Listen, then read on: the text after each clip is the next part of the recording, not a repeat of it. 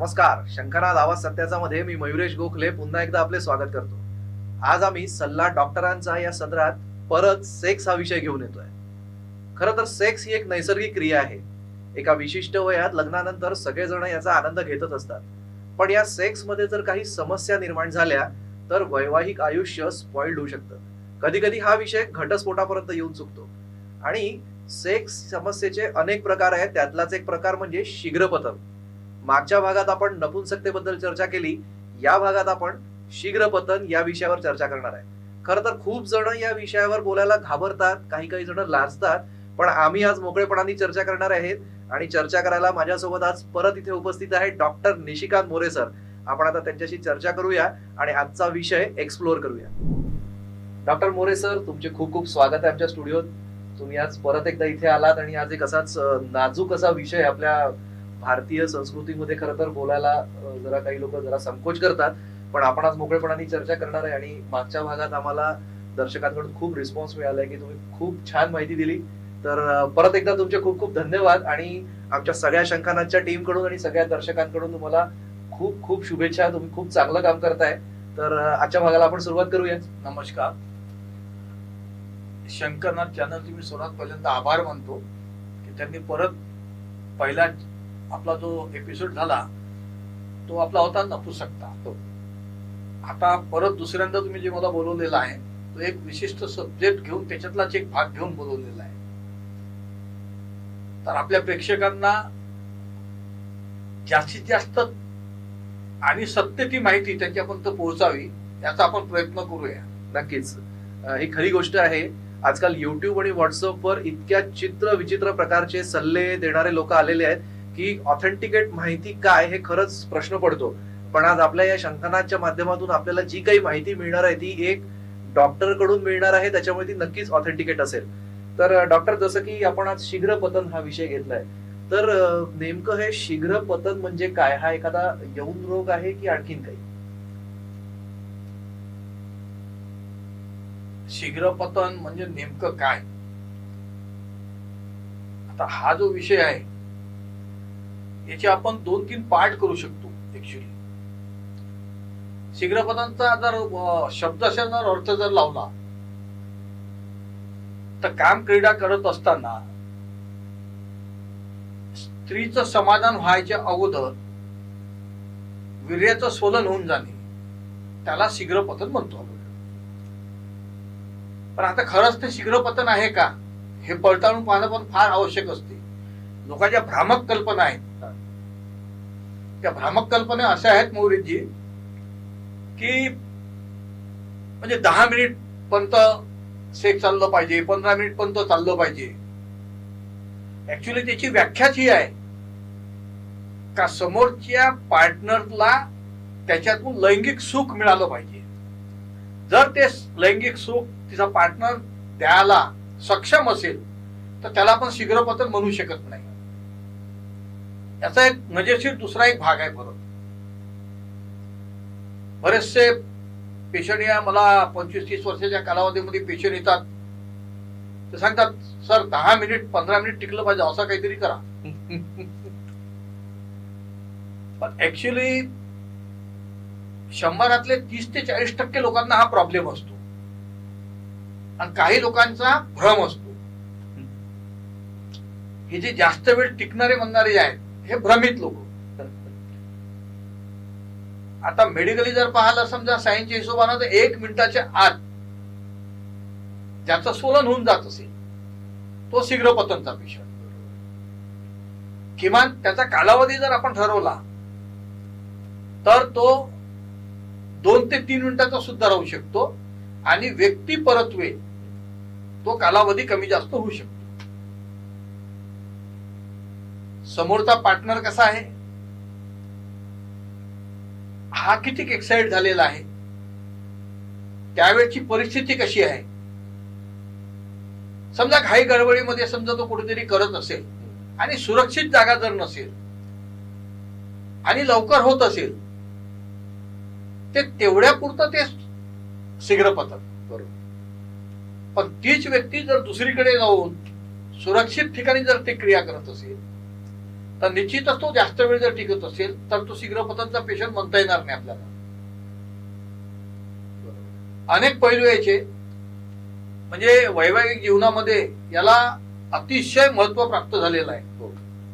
आणि हे पूर्वीपासून आहे, आताच नाही. आता हे महत्व कसं आहे, जर तुम्ही तुमच्या पार्टनरला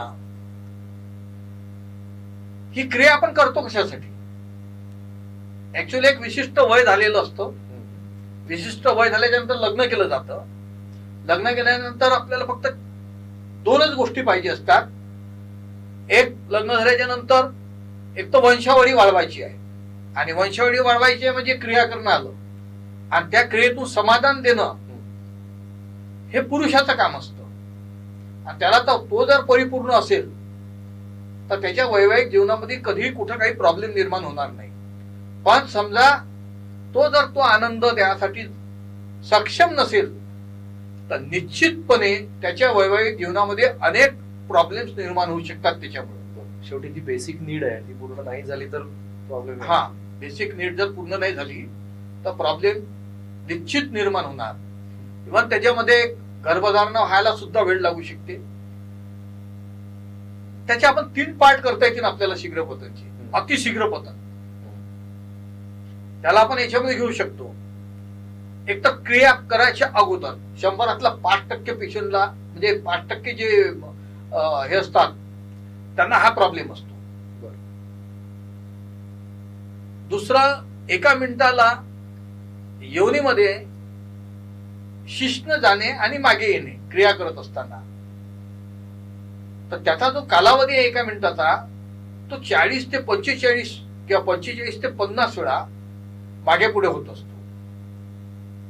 ती व्यक्ती समजा 2 ते 3 मिनिट जर टिकली, समजा फास्ट क्रिया केली त्याने, तर तो 60 वेळा मागे पुढे होईल. पण 60 वेळा जर तो मागे पुढे जर झाला 1 मिनिटाला, तर होऊ शकते ज्या पार्टनरला 1 मिनिटात समाधान मिळालं पाहिजे ते मिळणार नाही. पण 40-45 वेळा झाल्यावर सुद्धा त्याला समाधान मिळू शकतं. त्याचं कारण असं आहे, क्लायटिडिस म्हणून एक पार्ट असतो लेडीज मध्ये. त्या पार्टलाच हे लिंग जेव्हा तो क्रिया करतो तर त्या पार्टला टच करून ते जात असतं. आणि एक विशिष्ट वेळ आल्याच्या नंतर तो पार्ट खालच्या बाजूला येतो. लेडीजला तिच्या शरीर रचनेची किंवा पुरुषाला सुद्धा म्हणजे इथूनभूत माहिती नसते. बरोबर. आणि ती माहिती नसल्यामुळे तो वरच्या साईडला असतो. साई जिथून युरिन निघते तिथे वरच्या साईडला असतो. तिथून ते आता तुम्ही 40-45 स्ट्रोक हळूवारपणे केले, म्हणजे आपण एखाद्या हातावरती समजा असं हळूवारपणे केलं तर आपल्याला सेन्सेशन जास्त येईल. ते रफ ह्याच्यात केलं तर सेन्सेशन येणार नाही. हे ज्यांना ते एक आर्ट अँड सायन्स आहे, ते क्रिया करणं म्हणजे आर्ट आणि सायन्स आहे. आता हे प्रत्येकाला जमत नाही. आणि आपण असं म्हणू शकतो, म्हणजे शीघ्रपतनची व्याख्या फक्त एकच करू शकतो, जो पार्टनर ज्या लेडीज सोबत काम क्रीडा करत आहे तिला जर समाधान देऊ शकला नाही तर तिच्यासाठी तो शीघ्रपतनचा व्यक्तिमत्व. बरोबर. आता तुम्ही म्हणाल त्या स्त्रीसाठी का बोलले तुम्ही, हा सर्वात महत्वाचा भाग आहे तिच्या. तीच व्यक्ती दुसऱ्या स्त्रीसोबत तितकाच वेळ समजा क्रिया केली तर तिला समाधान देत असेल तर तिच्यासाठी तो शीघ्रपतनचा पेशंट नाही, कारण तिचं समाधान झालेलं आहे. बरोबर. म्हणजे व्यक्ती परत्वे याची डेफिनेशन बदलत जाते. पण सर्वसाधारण काळ त्याचा 2 ते 3 मिनिटाचा म्हणजे सफिशियंट समजला जातो. आता कसं असतं, आपण एखादा व्हिडिओ बघतो ना, एखादी क्लिप पाहतो, तेच विषय तुमच्याशी बोलणार होतो. बऱ्याच तरुण ते व्हिडिओ पाहूनच काहीतरी आपले मानसिक हे करत असतात. तो 2 मिनिटाचा व्हिडिओ असतो. त्याच्यामध्ये ऍक्च्युअल क्रिया जी दाखवली आहे 2 मिनिटांमध्ये जे काही दाखवलेली आहे, पण पाहत असताना भास होतो आपल्याला की आपण एक 10 मिनिटापासून पाहत आहोत.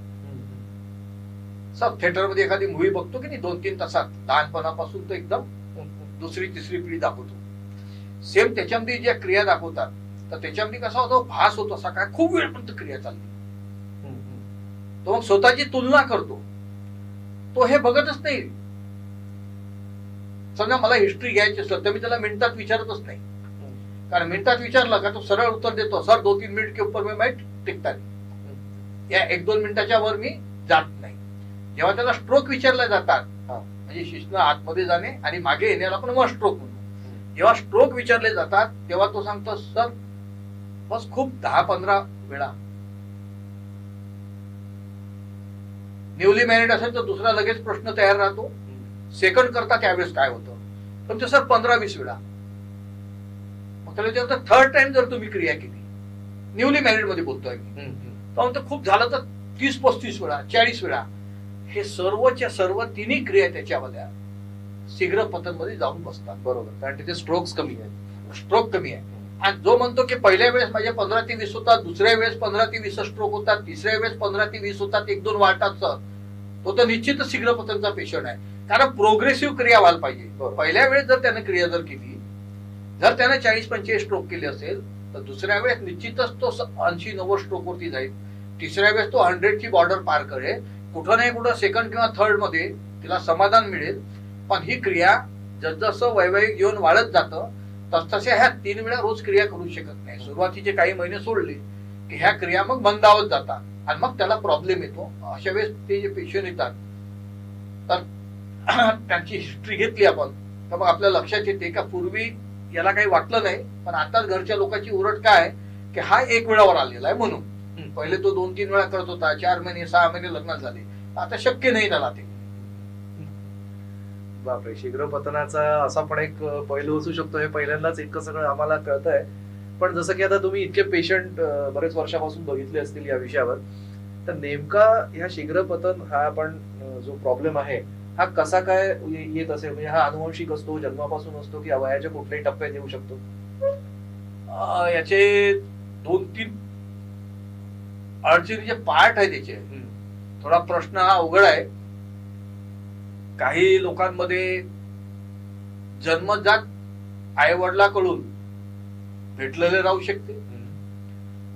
एखाद्याला डायबिटीज असेल, आपण मागच्या वेळी घेतलं होतं नपुंसकतेमध्ये हा. आपण बोललो होतो. त्याही पेशंटला हे होतं. तिसरं काही प्रोस्टेट ग्लँड आहेत किंवा इतर ग्लँड आहेत, थायरॉइड ग्लँड आहेत, तर त्याचे जर काही प्रॉब्लेम असेल तर त्याच्याने सुद्धा हा प्रॉब्लेम येऊ शकतो. आणि सर्वात महत्वाचं म्हणजे आजचं जनरेशन जे आहे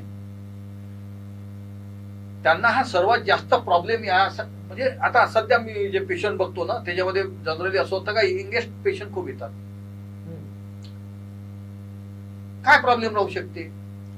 अतिउत्साह.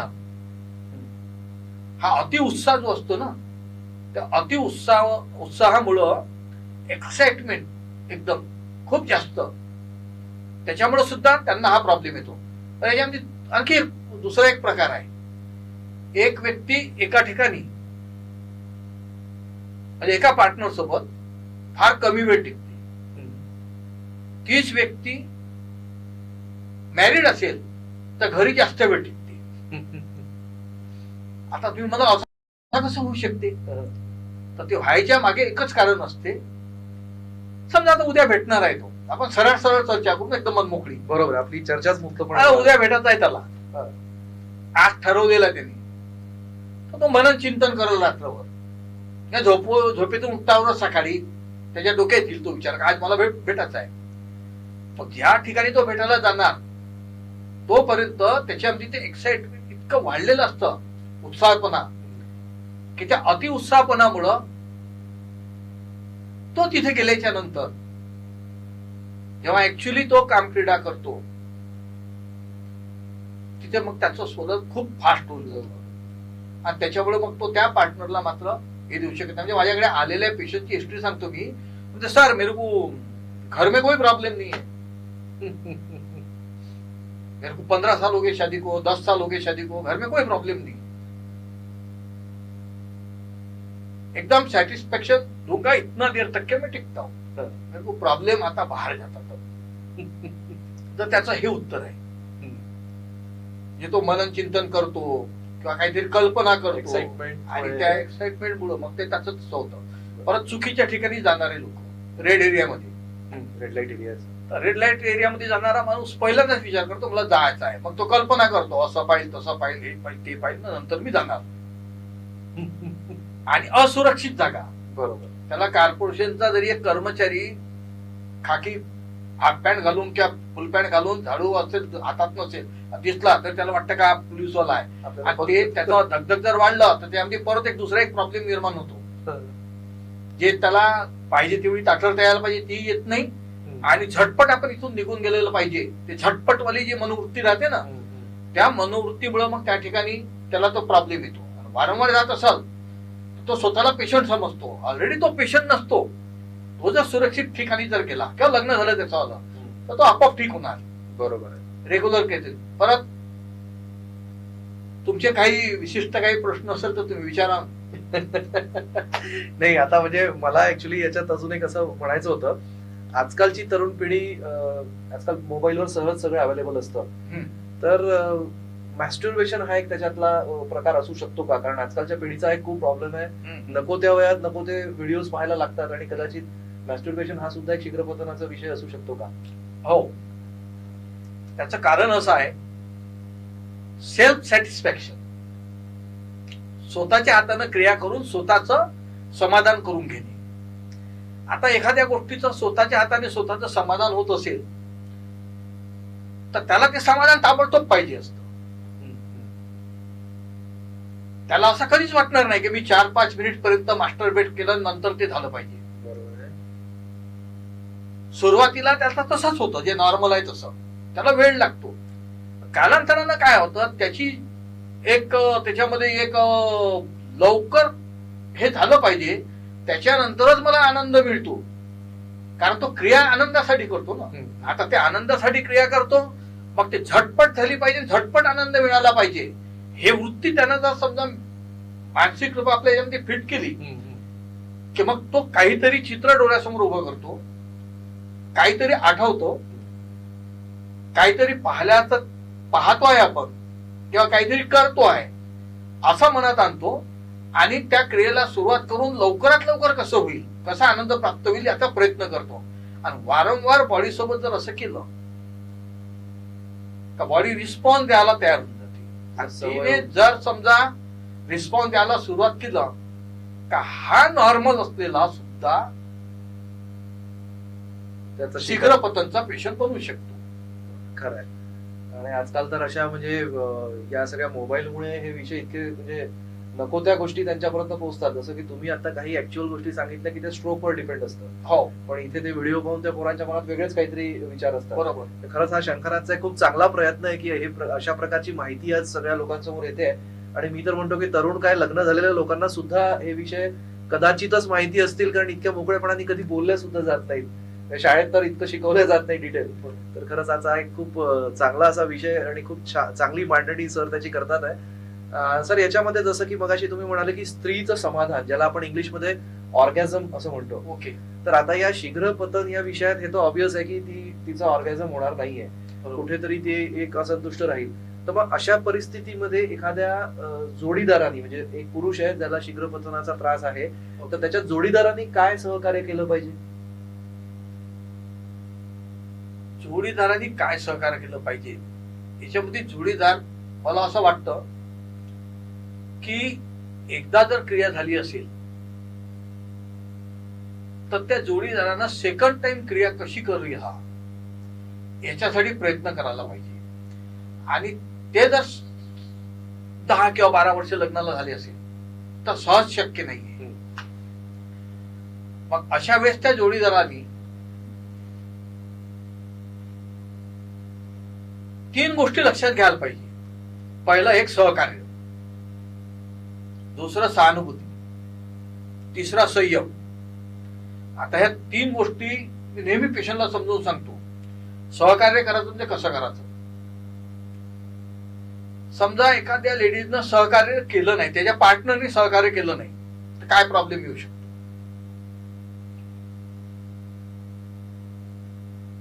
काम क्रीडा झाली. क्रीडा झाल्याच्या नंतर तिला समाधान नाही आहे. काही दिवस तिनं सहन केलं. काही दिवसानंतर ती बोलायला लागली आणि ती वारंवार जर बोलायला जर लागली की तुम्ही जे करता त्यातून मला काही समाधान मिळत नाही. हा जेव्हा केव्हा क्रिया करायला जाणार तेव्हा एक भीती डोक्यात घेऊन जाणार त्या ठिकाणी. तो मेंटली स्वस्थ नाही राहू शकत क्रिया करायच्या वेळेस, की आधी माझं तसं झालं तर हे बोलणार. मग त्याच्यामध्ये एक वृत्ती निर्माण होऊन जाते.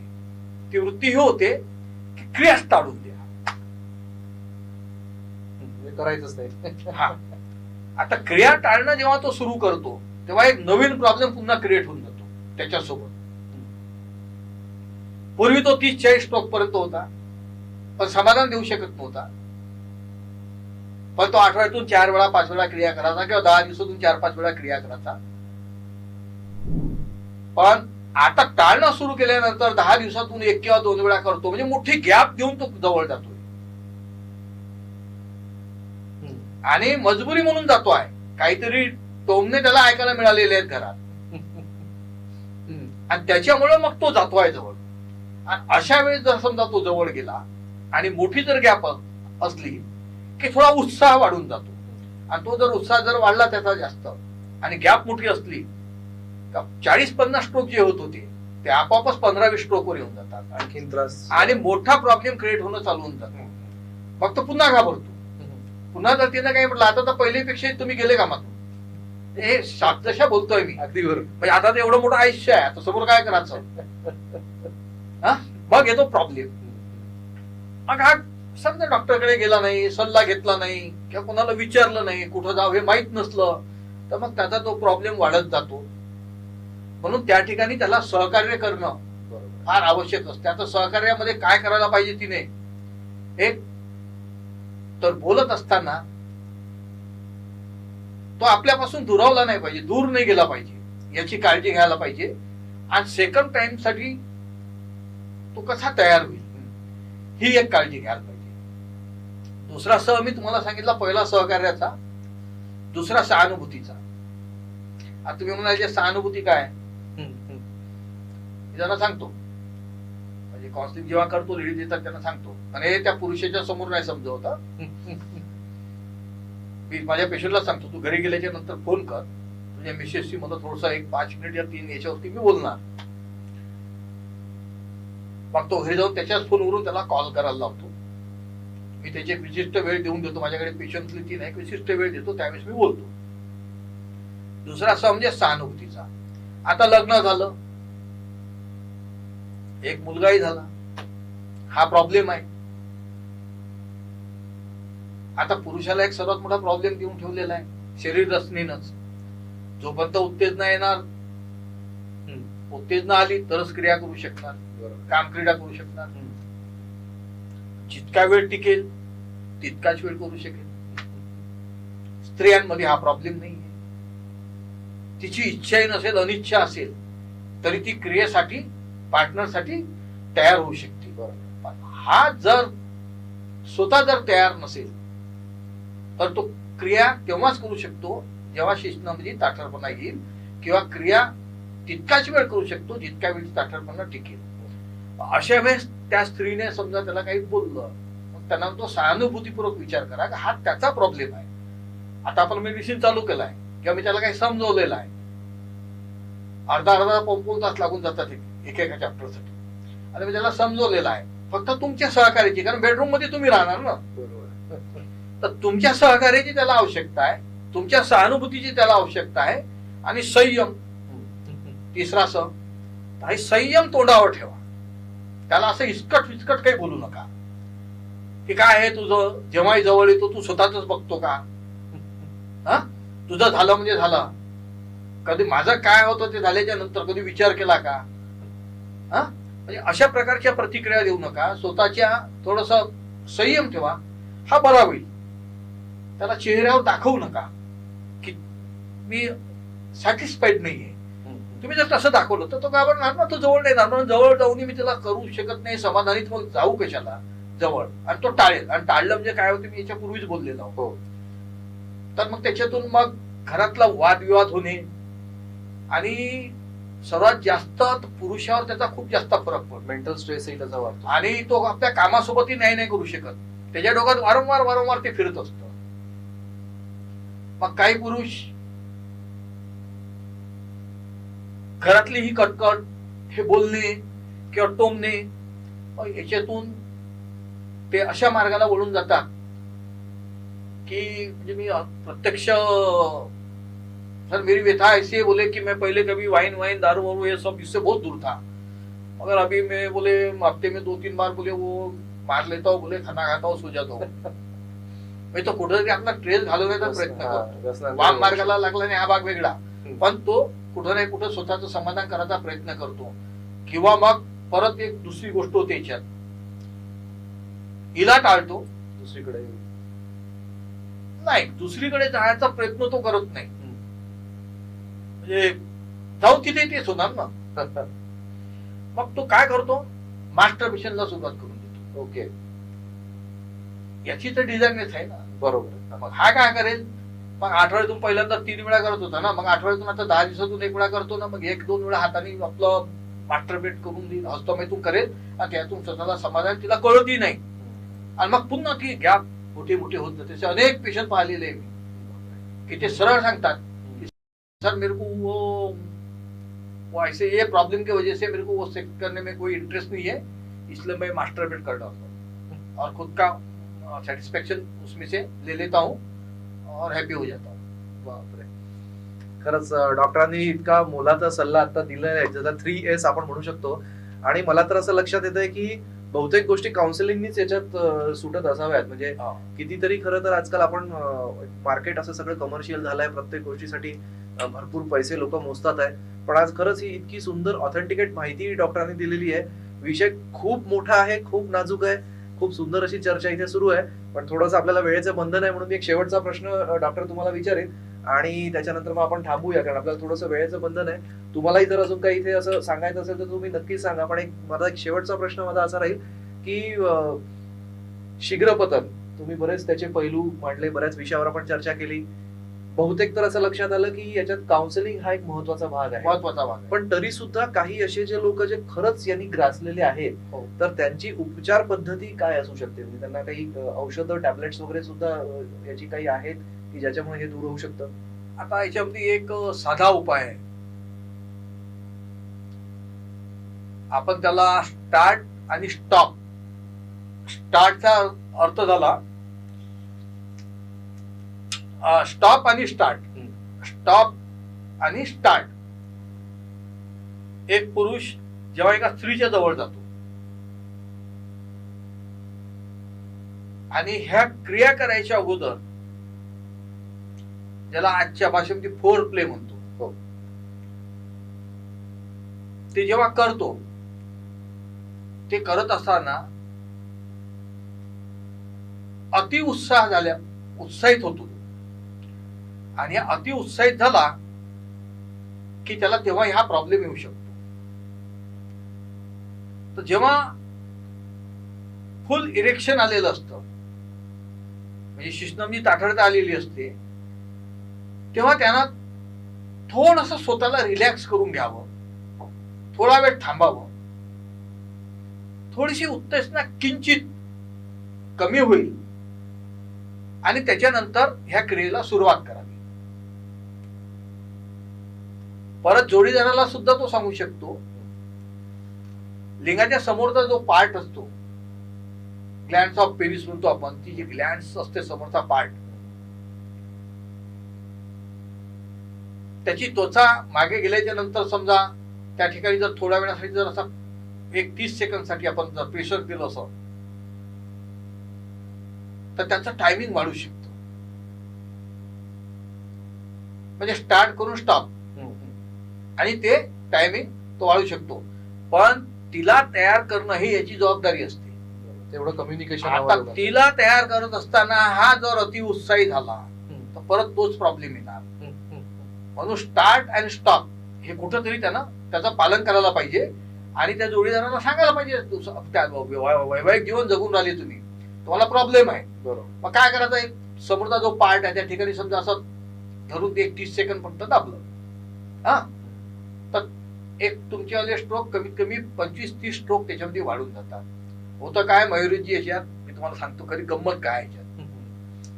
हा जेव्हा जवळ जातो ना, जवळ गेल्यानंतर लेडीज कधी सेक्स करण्यासाठी तयार करणं जरी याचं काम असलं तरी ती इमोशनल लव्ह मध्ये असते. बरोबर आहे. तिला वाटतंय ना काहीतरी बोलावं, काहीतरी कुठल्या तरी विषयावर बोलावं किंवा कुरवळावं. पण पुरुषाचं तसं नसते, डायरेक्ट स्टार्ट. आणि हे डायरेक्ट स्टार्ट जे असते, आणि जेव्हा स्ट्रोक होतात तर त्याचे 25-30 स्ट्रोक होतपर्यंत ती इमोशनल लव मध्ये असते. त्या इमोशनल लव मधून मग जेव्हा ती तयार होते तोपर्यंत हा संपलेला असतो. हा सर्वात मोठा पार्ट आहे तिच्यातला. पण सर्वात महत्वाचं हे आहे का तिला समजून घेणे. आणि लेडीजचे सेक्सुअल ग्रॅप जे आहेत ना, समजा हा 1.5 मिनिट किंवा 2 मिनिट टिकत असेल आणि तिला 3 मिनिटाची आवश्यकता आहे, मग अशा वेळेस स्वतःवर कंट्रोल हे एक आर्ट आहे. सायन्स पण आहे त्याच्यात. त्यातला आर्ट असा आहे की तुम्ही फोर प्ले करत असताना तिला इतकं उत्साहित करून टाका त्याच्यामध्ये की जोपर्यंत ती स्वतःहून त्या क्रियेसाठी तयार होत नाही, स्वतःहून म्हणजे ती स्वतः ऍक्टिव्ह झाली पाहिजे, अति ऍक्टिव्ह झाली पाहिजे, आणि तिने स्वतः बोललं पाहिजे की आता या क्रियेला स्टार्ट करा. जर तुम्ही ते केले तर तिचा अर्धा ते 1 मिनिट तुम्ही कमी करू शकता. म्हणजे ते 2 मिनिटांमध्ये तिला तो आनंद मिळून जाईल. तर ते इमोशनल लव जे आहे ते जवळपास अर्धा मिनिट राहू शकते, 1 मिनिट राहू शकते, 45 सेकंद, म्हणजे त्याचा कालावधी काही राहू शकतो. आणि या प्रत्येक लेडीज मध्ये असते. ते एकदम अशी त्या गोष्टीसाठी एकदम ताबडतोब आनंद हे झालं पाहिजे, ती ताबडतोब तयार नसते. ती इमोशनल लव मध्ये असते. त्या इमोशनल लव मध्ये मग तुम्हाला ते सर्व, आणि प्रत्येक लेडीजची संवेदनशीलता हे तिच्या माणसाला माहित राहते. कुठे काय केलं म्हणजे हे अति संवेदनशील होईल, म्हणजे हे काम क्रीडा करण्यासाठी त्यांना त्या पार्ट इतके देऊन, म्हणजे वैवाहिक जीवन जगत असताना त्याच्या लक्षात येऊन जातं का हिला काय आवडतं, ह्याच्यानं ही याच्यासाठी लवकर अतिउत्साही होईल, मग ते करायचं त्याने. आणि ती अतिउत्साही झाली तर 3 मिनिटाच्या ठिकाणी 2 मिनिटावर तिला त्याचा आनंद मिळेल. हा जितका वेळ टिकतो तितका. पण ते एवढं सोपं काम पण नाहीये. ते समजून घेऊन कम्युनिकेशन ठेवून सगळं ते सर्व करायचं आहे. आणि त्याच्यासाठीच आपल्याकडे डॉक्टर आहेत मोरे सर, जे मागच्या 30 वर्षापासून अनेक रुग्णांना, आपण यांना रुग्ण नाही म्हणू, अनेक अशा समस्याग्रस्त लोकांचा यांनी इलाज केलेला आहे. आणि खरंच आज शंखनादला अभिमान आहे की आज एक एवढं मोठं कार्य, म्हणजे आपण असं म्हणू की हा एक सोशल कॉज सुद्धा आहे. तुम्ही आज कितीतरी जोडप्यांना घटस्फोटापासून दूर केलेलं आहे, कितीतरी जोडप्यांचं आज एक सुखी आयुष्य ते जगत असतील. तर एक खूप मोठं काम आज डॉक्टर मोरे सरांकडून घडलंय. आणि इतकी मुक्तपणे चर्चा मला वाटत नाही की कुठल्याही चॅनलवर किंवा कुठल्याही एपिसोड मध्ये आजपर्यंत घडलेली असेल, जेवढी आपण या शंखनादच्या माध्यमातून तुमच्या सगळ्यांच्या समोर आणायचा प्रयत्न करतोय. ही सेक्स सिरीज आजचा भाग जरी इथे संपला असला तरी सुद्धा ही सिरीज अशीच चालत राहणार आहे. आम्ही असे भरपूर विषय घेऊन तुमच्या समोर येणारच आहेत. आणि डॉक्टर मोरे सर सुद्धा आपल्यासोबत अजून पुढेही अनेक भागात येणार. तर आता आजचा भाग आम्ही इथे संपवतो. मोरे सर, तुम्ही इथे आले, एवढी सगळी मोलाची माहिती दिली, त्याच्यासाठी आमच्या पूर्ण शंखनादच्या टीम कडून आणि आमच्या दर्शकांकडून तुम्हाला खूप खूप धन्यवाद. मी सर्वप्रथम तुमचे आभार मानतो की तुम्ही मला इथे बोलवलं आणि जी काही माहिती होती ती माहिती देण्यासाठी मला वेळ दिला. आणि जे प्रश्न तुम्ही विचारले त्या प्रत्येक प्रश्नाचं मला वाटतं तुम्हाला उत्तर मिळालं असेल. नक्कीच नक्कीच, खूपच. आणि प्रेक्षकांचं सुद्धा समाधान. येतील कॉमेंट्स त्यांच्या पण याच्यावरती, लाईक येतील, कॉमेंट्स येतील मागच्या सारखे. बघूया आता समोर. नक्कीच. शंखनादच्या GTPL केबल नेटवर्कवर चॅनल नंबर 279 वर तुम्ही हा एपिसोड बघू शकता. तसंच आमचं YouTube चॅनल, यावर सुद्धा तुम्ही हे सगळे आमचे कार्यक्रम, आमचे एपिसोड पाहू शकता. लवकरच आम्ही असाच एक नवीन विषय घेऊन डॉक्टर मोरेंसोबत तुमच्या समोर येणार आहे. तुम्ही बघत राहा शंखनाद, आवाज सत्याचा, सल्ला डॉक्टरांचा.